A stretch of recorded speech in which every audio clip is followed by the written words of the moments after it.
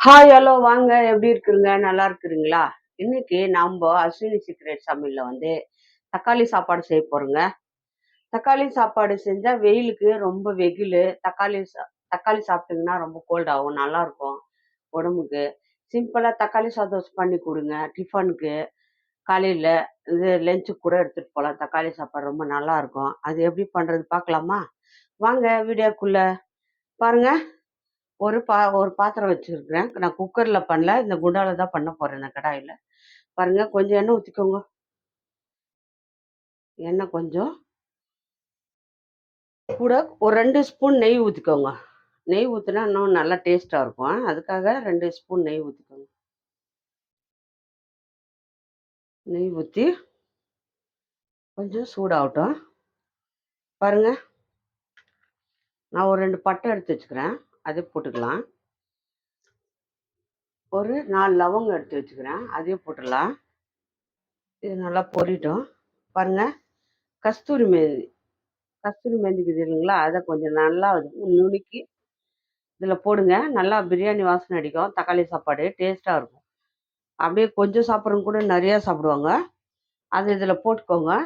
தக்காளி, புதினா, கொத்தமல்லி, வெங்காயம், ஒரு உருளைக்கிழங்கு நைஸாக கட் பண்ணி வச்சுக்கிறேன். உருளைக்கிழங்கு போட்டிங்கன்னா கொஞ்சம் நல்லாயிருக்கும். பசங்கள்லாம் விரும்பி சாப்பிடுவாங்க. நம்ம இப்போ வெங்காயம் போட்டுக்கலாம்.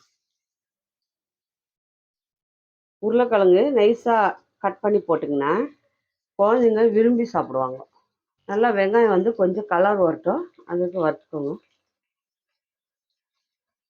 தக்காளி ஒரு 1/2 கேஜி எடுத்துக்கோங்க. நல்லா தக்காளி நிறைய போடுங்க. அப்போ தான் தக்காளி சாதம் நல்லா நல்லா இருக்கும் டேஸ்ட்டாக. பாருங்கள், வெங்காயம் நல்லா போட்டுருங்க. வெங்காயம் நல்லா கலர் வரணும். இப்போவே நம்ம இந்த புதினாவும் பாருங்கள், கொத்தமல்லி ஒரு கைப்பிடி, புதினா ஒரு கைப்பிடி போட்டுக்கோங்க. எல்லாம் நல்லா வதங்கி வரும். நல்லா இதுலேயே எண்ணெயிலே நல்லா வதங்கும். பாருங்க, வெங்காயம் நல்லா வதங்கி வந்துடுச்சு. பாருங்க, வெங்காயம் வதங்கிடுச்சு. இது கூட இஞ்சி பூண்டு பேஸ்ட் போட்டுக்கலாம். இஞ்சி பூண்டு ஒரு 2 ஸ்பூன் போட்டுக்கோங்க. 2 ஸ்பூன் போதும். நல்லா வதக்கிடுங்க. இஞ்சி பூண்டு போட்டு நல்லா வாசனை வர மாதிரி, பச்சை வாசனை போகிற மாதிரி வறுத்துக்கோங்க. காரத்துக்கு தகுந்த மாதிரி 2 ஸ்பூனு வெறும் மிளகாத்தூள் எடுத்துருக்கேன். அது போட்டுக்கோங்க. உங்களுக்கு காரம் எவ்வளோ வேணுமோ அதை போட்டுங்க. நான் 2 ஸ்பூன் போட்டுக்கிறேன். இப்போது உருளைக்கிழங்கு போட்டுக்கிறேன். உருளைக்கிழங்கு பொடியாக இந்த மாதிரி கட் பண்ணி வச்சுக்கோங்க நைஸாக. ஏன்னா உருளைக்கிழங்கு போட்டிங்கன்னா குழந்தைங்க விரும்பி சாப்பிடுவாங்க. அதையும் போட்டு நல்லா வதக்கிடுங்க.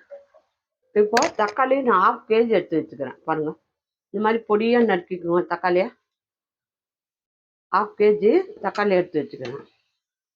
அதையும் போட்டுக்கலாம். நல்லா வதக்குங்க. நான் ரைஸுக்கு இதுக்கு எல்லாத்துக்கும் சேர்த்து நான் உப்பு போடுறேன். பாருங்கள், கல் உப்பு போட்டுக்கோங்க. நல்லா இருக்கும். தக்காளி இப்போது நல்லா ஃபுல்லாக தக்காளி கரைஞ்சிடணும். உப்பு போட்டாலே தக்காளி கரைஞ்சிடும். ஒரு 5 நிமிஷம் விடுங்க. தக்காளி எல்லாம் கரைஞ்சி வந்துடும். பாருங்க, தக்காளி நல்லா கரைஞ்சி வருது. பாருங்க, நல்லா தக்காளி கரைஞ்சி வருது. பாருங்க, இந்த கிளாஸ்ல நான் 2 கிளாஸ் ரைஸ் எடுத்துக்கிறேன்.